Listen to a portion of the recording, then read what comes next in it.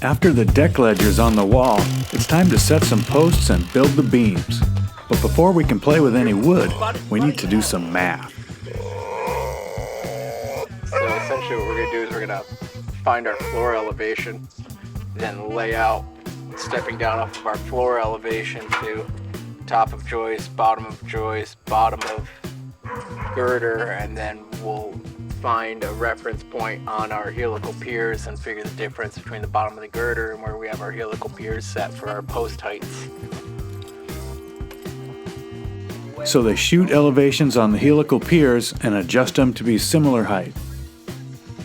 Now, Rick can cut little posts with a big saw. After he sticks them in place, he begins assembling the girder from pressure-treated 2x8 stock.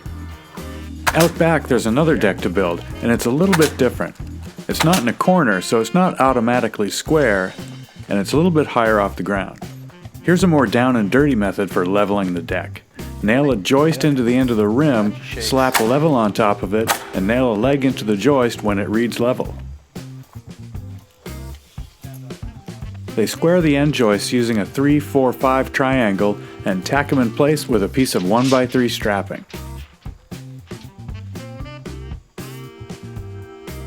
That's where I'm going right there. A 3-4-5 triangle refers to a right triangle, or triangle with one angle that's 90 degrees. Right triangles have predictable relationships between the lengths of the legs. If one leg is 3 feet, or inches or miles, and another is 4 feet, or inches or miles, then the third side, the hypotenuse, will be 5 feet. Once the ends are square, they plumb down to define the beam placement because they want the splices to occur over the posts.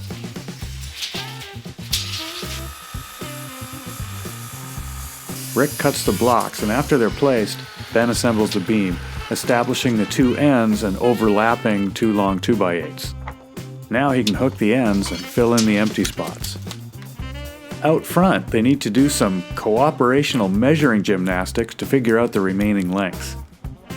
Rick hooks one end of the beam and holds the dumb end of Ben's tape at the overall length, and Ben measures back to get the remaining length needed. Fancy! Speaking of fancy, here's some fancy clamping. In an earlier episode, we established that pressure-treated lumber is never the same size. So here, they have to clamp some warp out of the wood and nail it off. Notice that he angles the nail gun so that the sharp nail tips don't protrude from the other side of the beam. Out front is a similar clamping situation, but Ben uses the old hammer clamp, which works great. Back out front, Wow, I got a high. Rick is a little too high. I'm way high. You can't clamp extra height, so he takes the lumber back to the saw station and cuts a small notch out of the bottom, which seems to work. Yep. With the beams assembled, Ben nails them all off with 3 nails every 16 inches. Finally, they double check their final elevations to ensure that the deck is suitably out of level. And they nail off the hardware. Did I mention that the deck should slope away from the house about 1/4 inch every 12 feet? Oh, I just did.